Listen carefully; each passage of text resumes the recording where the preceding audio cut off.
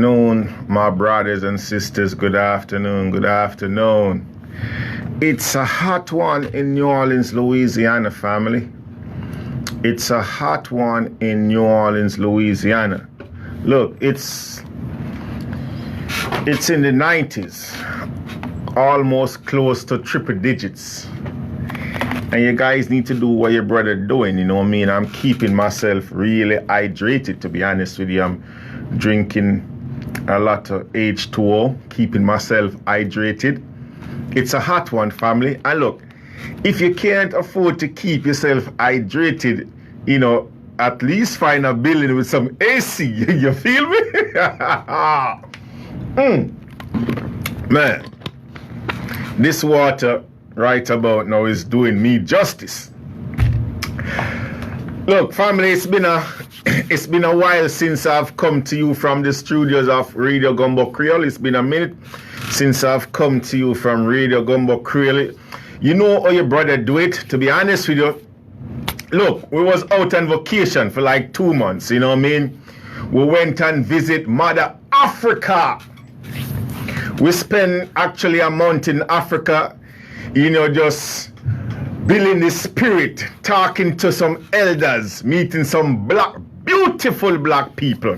When I say beautiful, look, family, for all of you who have been hearing for years that black people can't work together, black people can't unite, black people don't have no common sense, bullshit! Family, I'm telling you, your brother was in Africa, and let me tell you some of my experience in the motherland. It was a beautiful thing. Look, just to see black people, all different shades of black people coming together and united. Look, black people doing it. Black people form the government. Black people form the armed forces. Black people, teachers, school, just a whole sea of black people. And let me tell you, you know something? This is no joke. I was just telling somebody that early this morning. It's funny. It's really funny for me. I was in Mississippi yesterday evening attending a funeral, right? And there I was with my family and some extended friends. And these black people in Mississippi looking at me really funny. Want to know where I'm from, where my accent. I said, look, I'm from New Orleans, Louisiana. That's where I'm from, New Orleans, Louisiana. Oh, no, but where that accent from? I'm like, what? Look, I kid you not. I kid you not. While I was in Africa, not one single person asked me where I was from or my accent. Nobody. I'm telling you, family, no one asked me that question. And the truth about it, look, I ain't gonna lie. I feel as home in Africa like I was in my living room. I feel as, look, everybody's welcome home, welcome home. Welcome home. We're good to see you, it's good to see you. Look, I'm telling you, man, it's a beautiful thing, man. It's a beautiful thing to see black people saying to you, welcome home, welcome home. Hope you enjoy your stay. You know what I mean? Look, I went to, and look, and for all of you who think that black people live in trees in Africa, live in trees and still eating out of skulls and living like savages, I'm here to tell you that's not the case. And even though you may be hearing that, I have heard that for years and centuries and decades now, it's not true. They're lying to you. When you have clowns like this guy, look, it was a few years ago, right? I was watching this clown, this buffoon, this crazy guy, Steve Harvey. That's how you know him, Steve Harvey. And here he was, this so-called social figure in front of hundreds of people, right? And this ignorant buffoon was out there making fun of Mother Africa and black people, to the point where he was telling the audience that, look, I'm no African, I'm an American, right? And he was telling them that there is no way he would have, or he would leave America and go to Africa, because when he's in the wood in America and he see these lights, or he see a car coming down slow and the light is off, he know that is a drive-by. But in Africa, you don't even know. All he is damn ass. But family, look, your brother been having fun, you know what I mean? But even though it was a way of having fun and, you know, doing certain things, the struggle, we know that the struggle still go on, the fight still go on, and that's on the forefront for us. And we don't stop. You know, we don't stop. We learn a lot, we saw a lot, and we're going to share a lot. And we did it in memory and in honor and in tribute of our ancestor, of our ancestors. But to be more specific, the late, great. Against us as an African people, it's not because of color, it's because of our condition. If we must have justice, we must be strong. If we must be strong, we must come together. If we must come together, we can only do so through the system of organization. But to fight for African redemption does not mean that you must be disloyal to any government or country wherein you were born. It is not our purpose or intention to send all black people back to Africa. No! Those of us who leave America to go settle permanently in Africa will become pioneers, pilgrim fathers of the new nation. The African race became strong in Africa. It could be strong everywhere. For 250 years, we have struggled under the burden and rigors of slavery. We were brutalized, we were maimed, we were killed, we were ravaged in every way. We are men. We have hopes, we have passions, we have feelings, we have desires just like any other race. The cries raised all over the world of Canada for the Canadians, of America for the Americans, of England for the English, of France for the French, of Germany for the Germans. Do you think it unreasonable that we, the blacks of the world, should raise a cry of Africa for the Africans? Africa for the Africans. The Negro is a man. We represent the new Negro. His back is not yet against the wall. We do not want his back against the wall because that would be a peculiar and desperate position. We do not want him there. It's because of this that we are asking for a fair compromise. The Belgians have control of the Belgian Congo, which they cannot use. They have not the resources to develop nor the intelligence. The French have more territory than they can develop. There are certain parts of Africa in which you cannot live at all. So it is for you to come together and give us a United States of Africa. We are not going to be a race without a country. God never intended it, and we are not going to abuse God's confidence in us as men.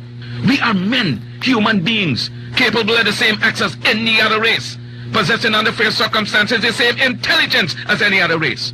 Africa's been sleeping, not dead, only sleeping. Today Africa is walking around not only on her feet, but on her brains. You can enslave, as was done for 300 years, the bodies of men. You can shackle the hands of men. You can shackle the feet of men. Bodies of men, but you cannot shackle or imprison the minds of men. Dive down, black men, and dig. Reach up, black men and women, and pull all nature's knowledge to you. Turn you around and make a conquest of everything, north and south, east and west. And then when you will have wrought will, you will have merited God's blessings. And as you bow down to the white man today, so will other races bow down to you and call you a race of masters because of the superiority of your minds and your achievements. We must canonize our own saints, create our own martyrs, and elevate the positions of fame and honor, black men and black women who have made a distinct contribution to our racial history. Sojourner Truth is worthy of a place of sainthood alongside of Joan of Arc.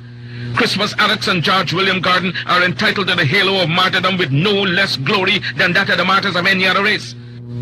Africa's produced countless numbers of men and women in war and peace whose luster and bravery outshine that of any other people. Then why not see good and perfection in ourselves? God made man Lord of his creation, gave him possession and ownership of the world. And you have been so darned lazy that you have allowed the other fellow to run away with the whole world, and now he's bluffing you and telling you that the world belongs to him and that you have no part in it. I don't have to apologize to anybody for being black, because God Almighty knew exactly what he was doing when he made me black. No apology, my brothers and sisters. We make no apology for being black. God knew what he was doing when he created us black. We are black and proud. We are part of the human race, and we are thankful to our God for that. We are thankful for our God for our voice, our strength, for being here this day and this time. We are thankful to our God. And those of you who ain't thankful to your God, more power to you. We, the people of the United States, in order to form a more perfect union, establish justice, secure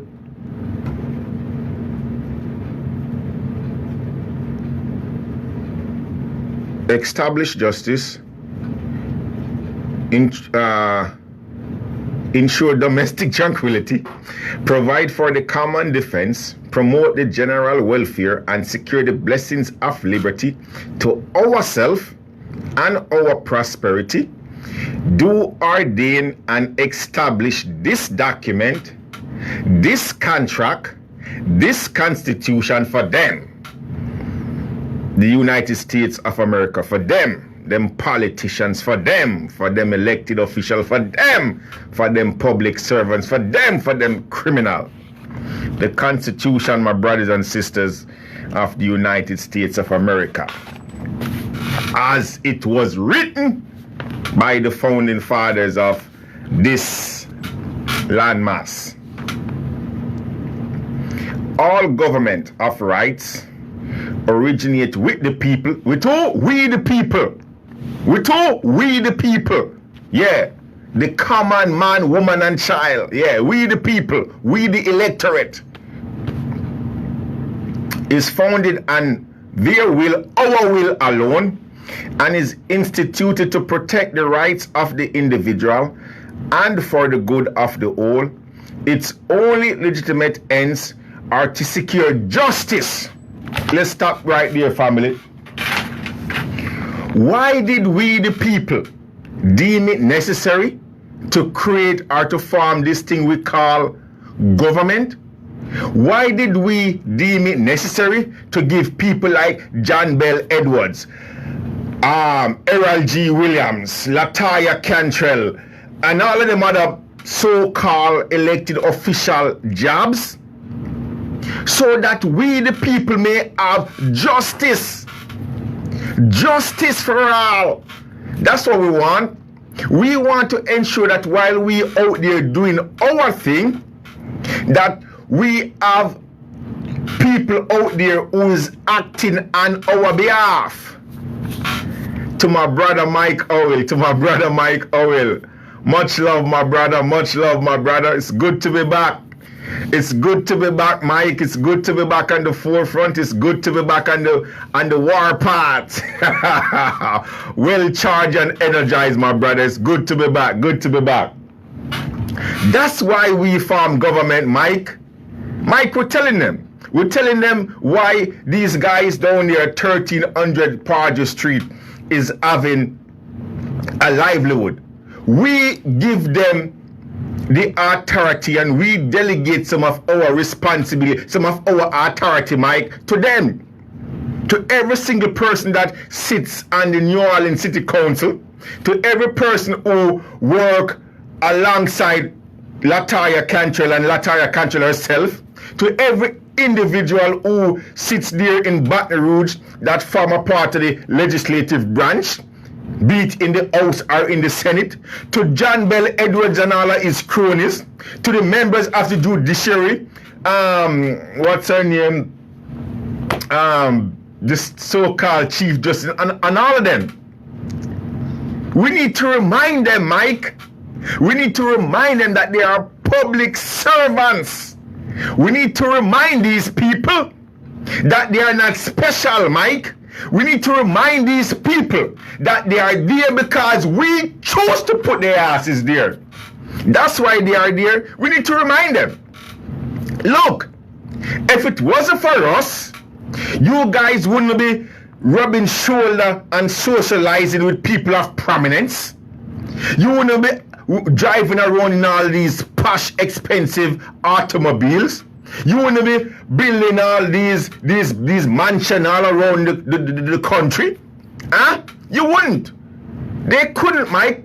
It's because of people like me and you, Mike, and many others out there who put these clowns in office.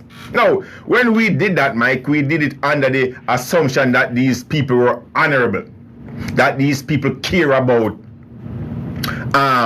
the people who are putting them in office. We did that. That's why we did that. Okay? And what did we get, Mike? What did we get? We get somebody like this.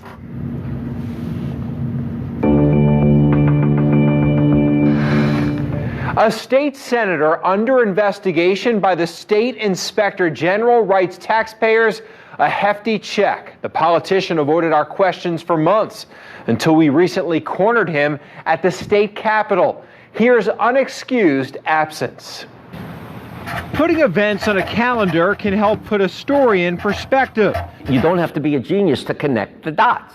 The calendar that helps connect the dots leaves this Tulane law professor with one conclusion. That is, as we say, a big chutzpah, right? I mean, that really is a goal. Go back to November of last year on the calendar. Our investigation found New Orleans East State Senator Wesley Bishop used sick time at his full-time job at Southern University, New Orleans, while attending his part-time legislative job. Day after day, we found documented proof when Bishop called in sick at Suno, he spent the day at the state capitol. This is theft. This is misappropriation of funds, receiving money under false pretenses when you say, I need this money because I'm homesick and I can't work, and under my contract and under the regulations I'm entitled to take a certain amount of sick leave. Fine. Then you stay home. You don't then go out to other functions and do the job. That's not what sick leave is. This takes us to November 15th. After our stories, Suno issued a statement writing Bishop agreed to reimburse any funds that may be owed to the university. About 5 months later, on April 25th, we sent Southern an email asking if Bishop repaid the money, and if so, how much. About 2 weeks later, on Wednesday, May 8th, Southern finally confirmed Bishop repaid $20,000. For 5 months, nothing happens. We asked Southern for a copy of the check. It's dated April 29th. When you take a look at the calendar, coincidentally, 4 days after you communicate with them and they realize that somebody is watching still, then he pays. Is that a coincidence? Of course it's not a coincidence. So the university finally demanded the check? Of course, because they saw you were watching.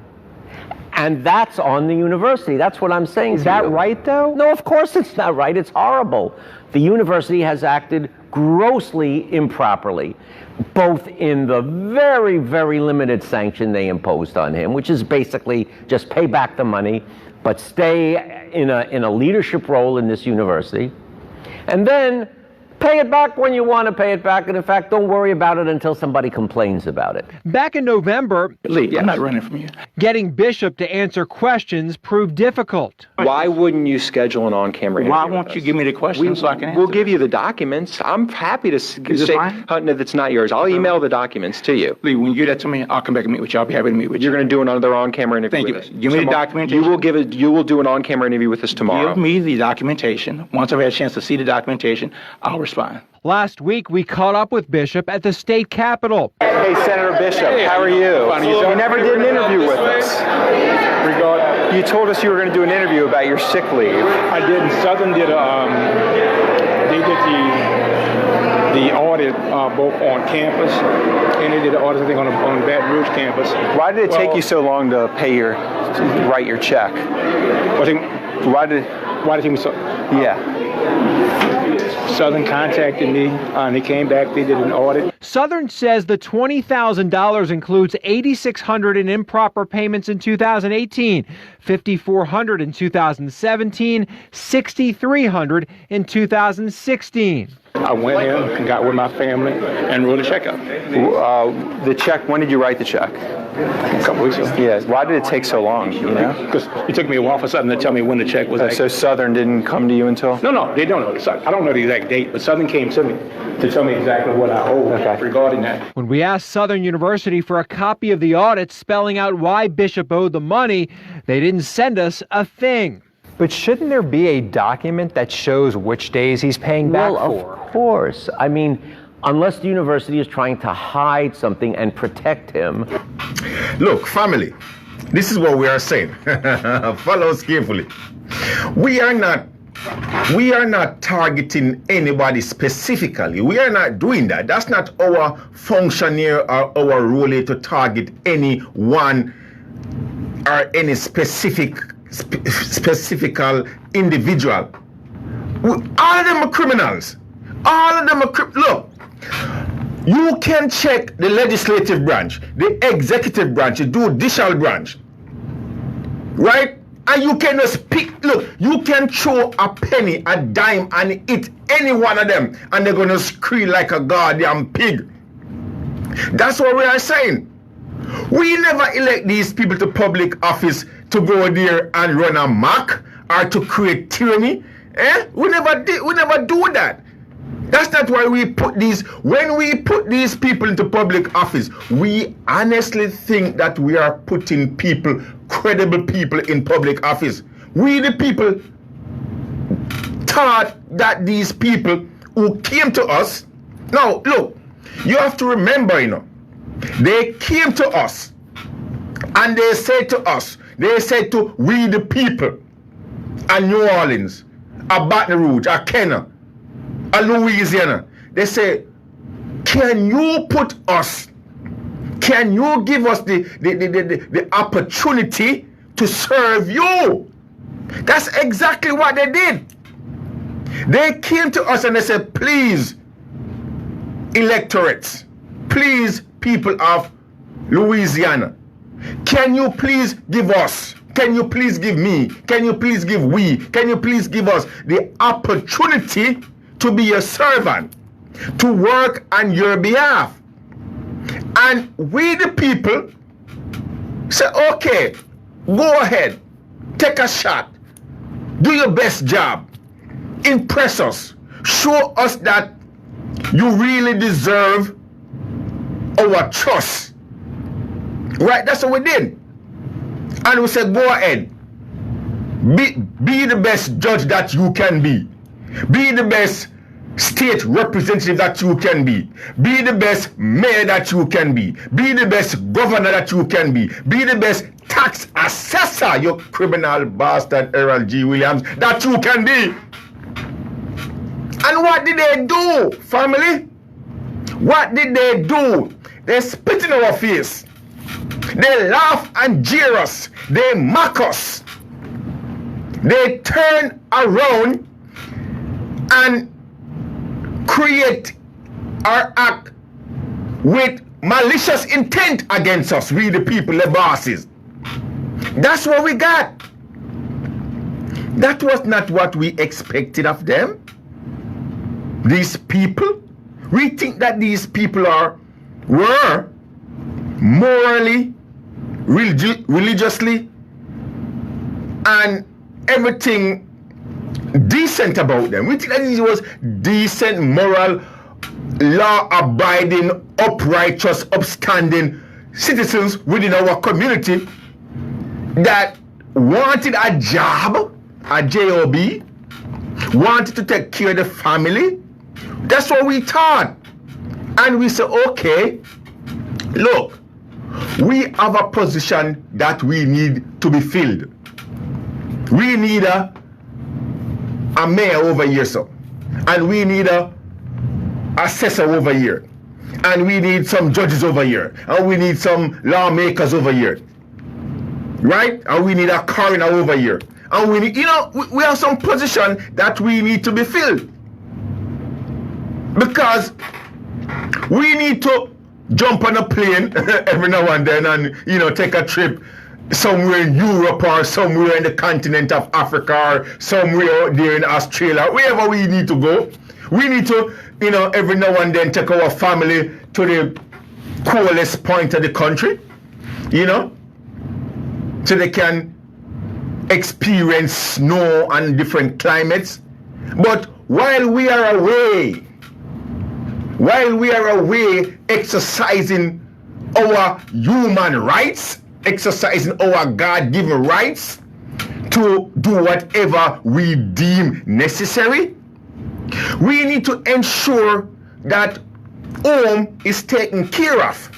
We need to ensure that when we come back, we have clean water running through our pipes. We need to ensure that we have utilities, electric service coming to our homes. We need to ensure that the roads are not decayed and in good operating order. We need to ensure that certain things is still operating in good fashion and good working order. So we said, put these people to work. We didn't hire criminals or employ criminals. Huh? We didn't employ somebody like Wesley Bishop to rob us, cheat us, deceive us. We didn't hire somebody like these goddamn judges, so-called judges that sit on the appellate court, Fourth Circuit, people like Paula Brown. We didn't hire somebody like a Harold G. Williams. Huh? Did we hire somebody like a Harold G. Williams to go there and rob us of what is rightfully ours? No, people. Look, let me tell you something, man. We have been re-energized, family. We're back on the job. We're back. Let me tell you something. Check this out. Okay. Reload. We were going through the papers. Every now and then, family, we tend to go and we tend to browse through certain media sources and look on certain, newspaper articles every now and then, just to see what's out there, Because, look, when we look on certain, when we browse social media, and when we look on certain fake news, as the President Donald Trump said, when we look on certain news articles, we look at it in a different point of view or perspective than the average person. When we read certain articles, certain things just jump out or jump off the paper right away, and we recognize certain things which the average person don't recognize. Like, look, we came across this article, well, many other articles, but we're just going to pick two of them randomly and talk about. We came across this article, right? That was done by Matt Sledge. He's a journalist with the New Orleans Advocate. And this publication was published January 7, 2019. Okay? Now, let me read this for you. And look, it's important. It's important, family. It's important to understand this concept. How many of you can remember maybe a month or so ago, over a month or so ago, you have this out there in New Orleans, you have this so-called representative by the name of Cindy Wynn, right? representing my political subdivision, District E. How many of you remember when Cindy Wynn came out crying and vowing to take action because there it is, her family or her dad actually got caught up in what she called a carjacking. Right now, look, the video was out there. I'm not sure if it's still out there, but in today's time, you guys can find that footage really quick or easy.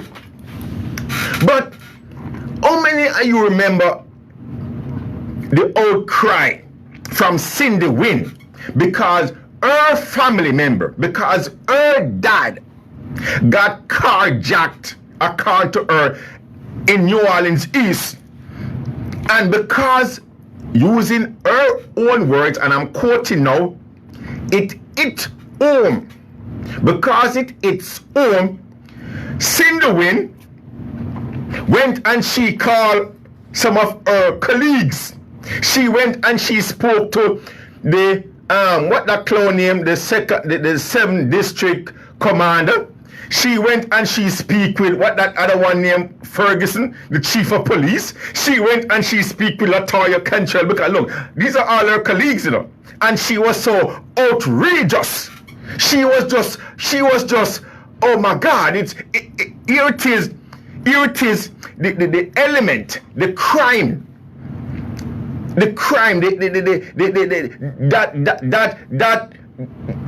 that element is now hitting or touching her home personally, to the point where her dad got carjacked.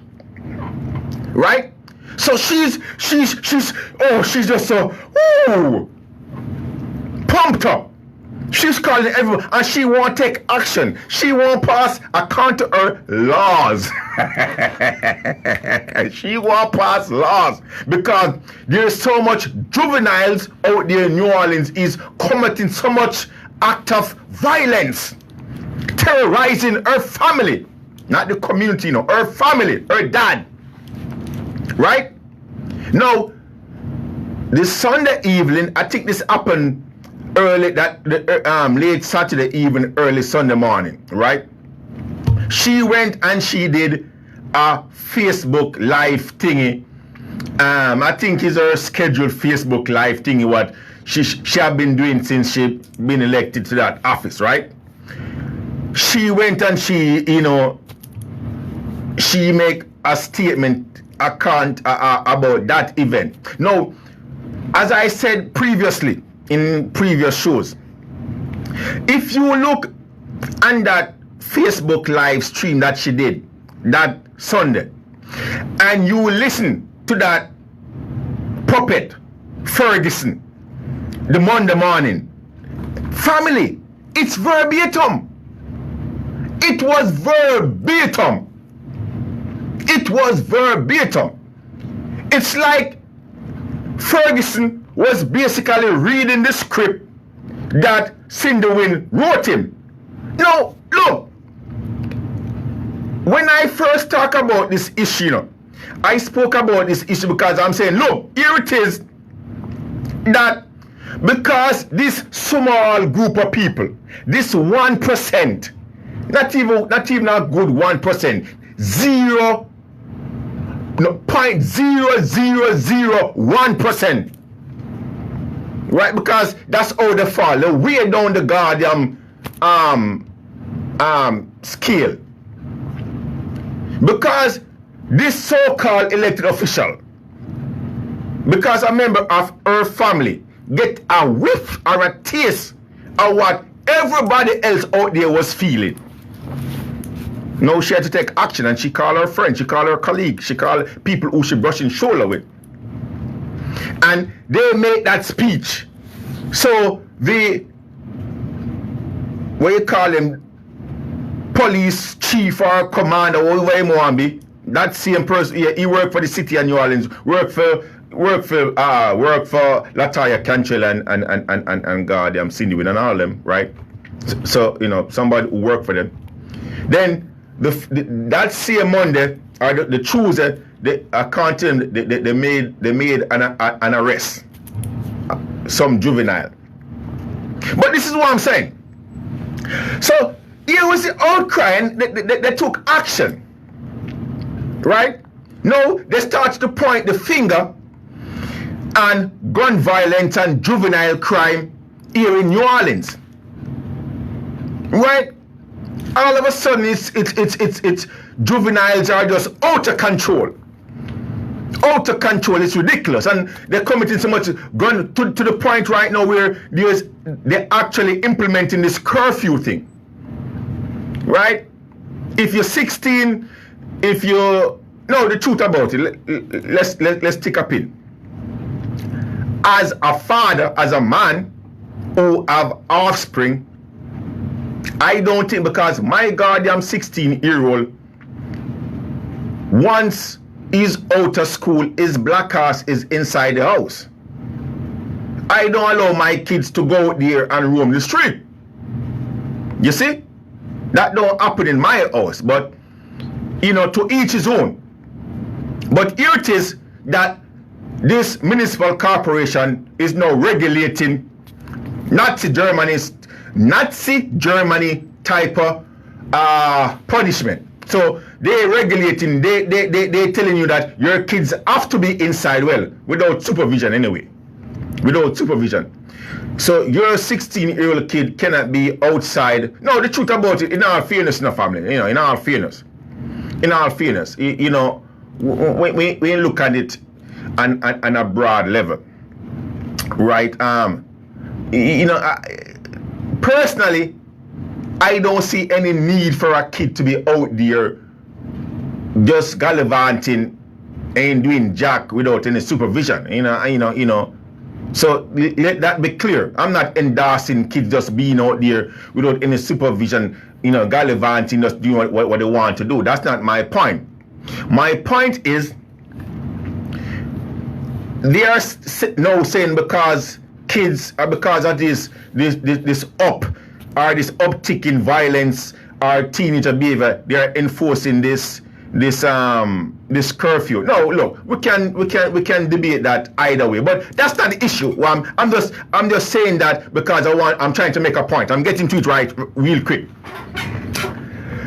So here it is now, we come to this so-called mayor, elected official right here. And again, we ain't picking on no one person. So for those of you who keep on texting me and calling me or sending me, but why you don't like Lataya, look, and overstand the concept, family. You're missing the point.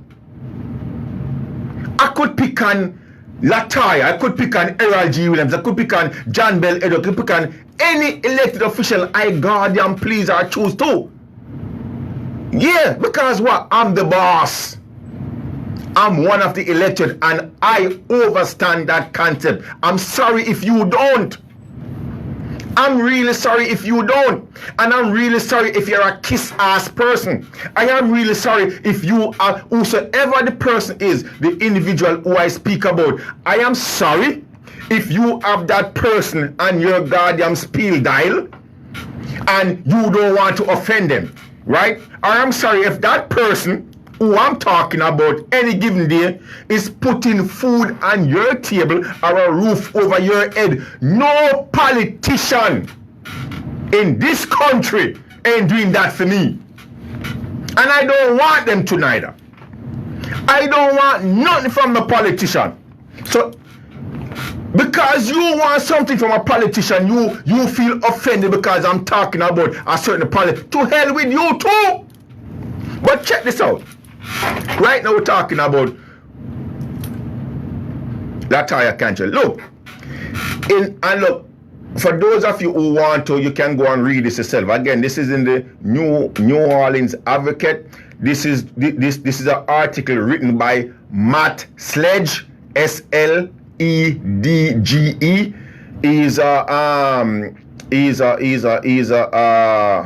He's a journalist with the Advocate, and this was published June 7, 2019 at 7:30 p.m. Now, let me read this and get to the point.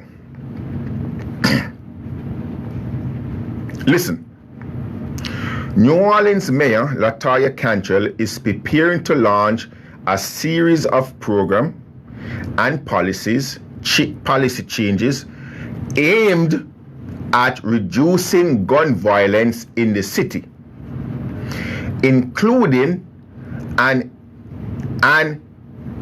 initiative to bring social services to residents likely to find themselves in harm's way.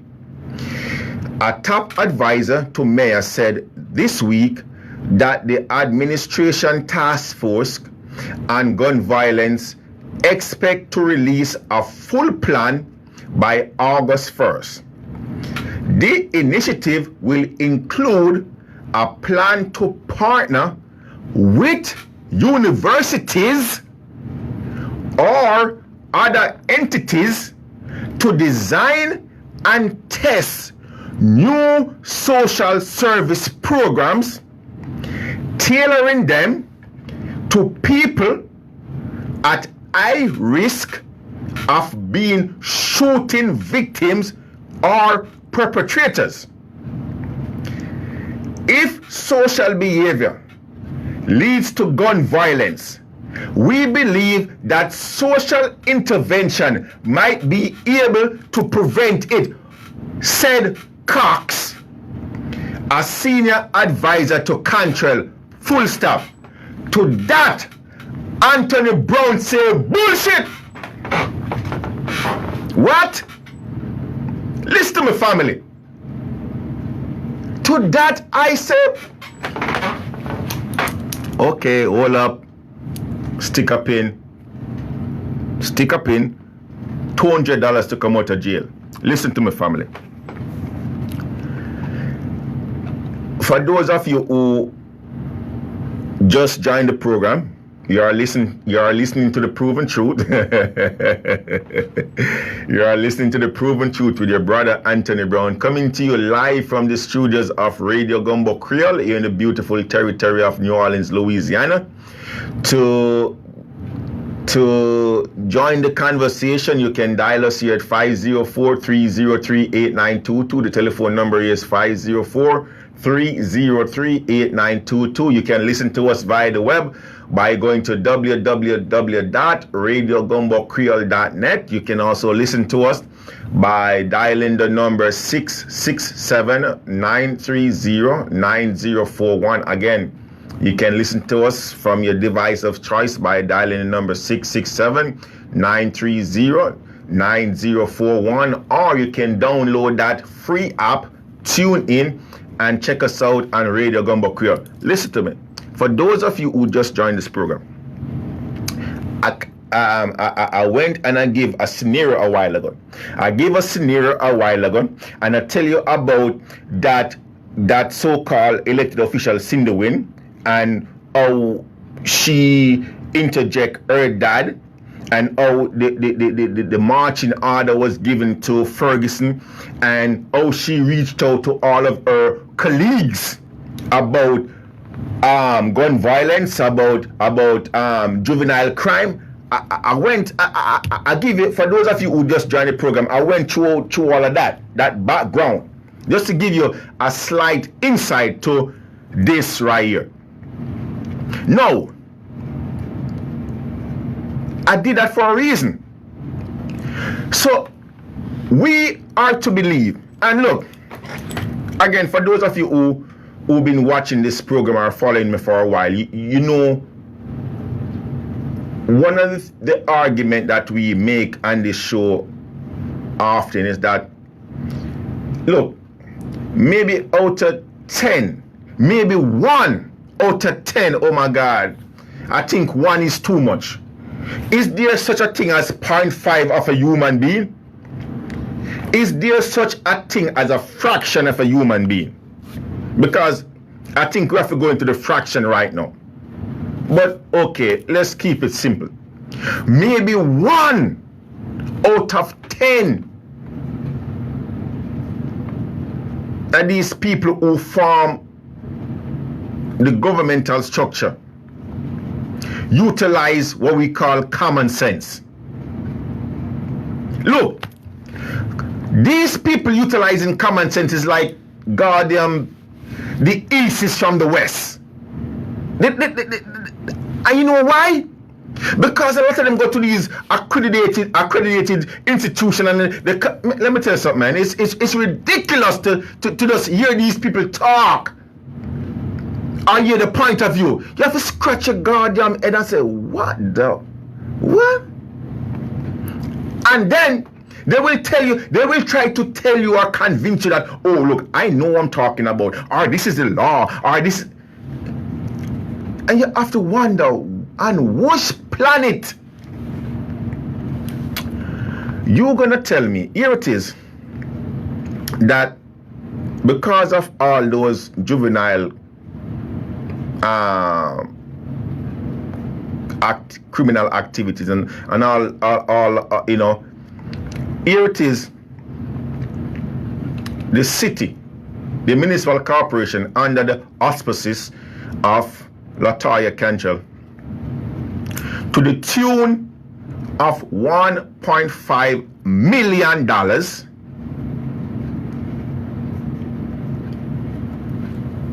going to, according to them, come up with this social services,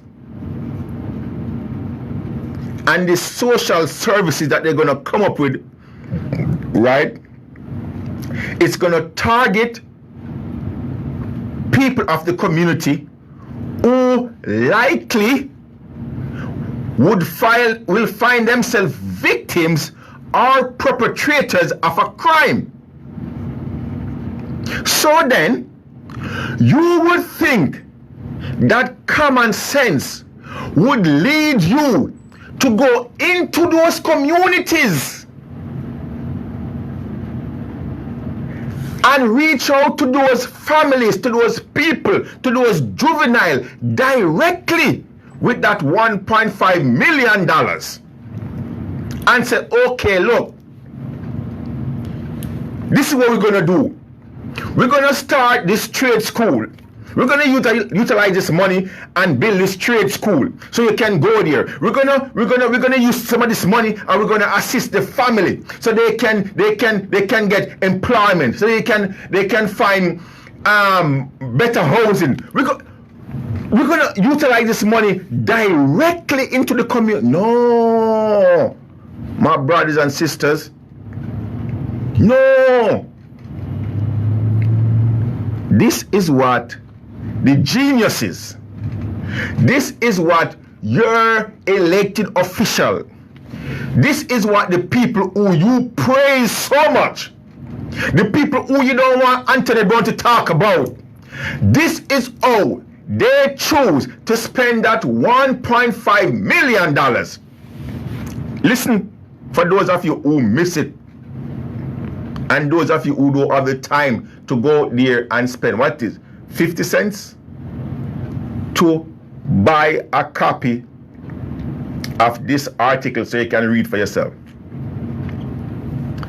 This is what, look, and I'm going back to their own words because I don't want nobody to say that, oh, you're fabricating something. I'm not fabricating jack. I don't have to. This is New Orleans, Louisiana. The most political criminals is right here. No other territory in these United States have more political criminals in office, out of office, coming out of prison right now than New Orleans, Louisiana. This is what Cox, the senior advisor to LaToya, this is what LaToya Cantrell and her administration come up with. Listen. They are going to give $1.5 million to what? They are going to form partnership with universities. No, universities. Then the question is, which university you're going to partner up with? Which university? Tell me. They don't give, look, they don't give the name of the university, you know. If you go down, family, and you read the article some more, they make reference to one university. Let me see if I can find it real quick. They make reference to a university, and the university that they make reference to was a university that did a study, and I think they wanted to use that study as their, let me see this. Let's see this really quick.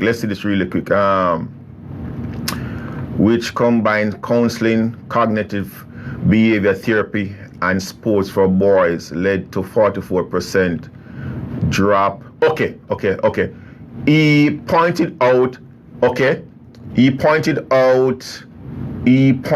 to the University of Chicago crime lab, right, which tests crimes reduction projects in Illinois.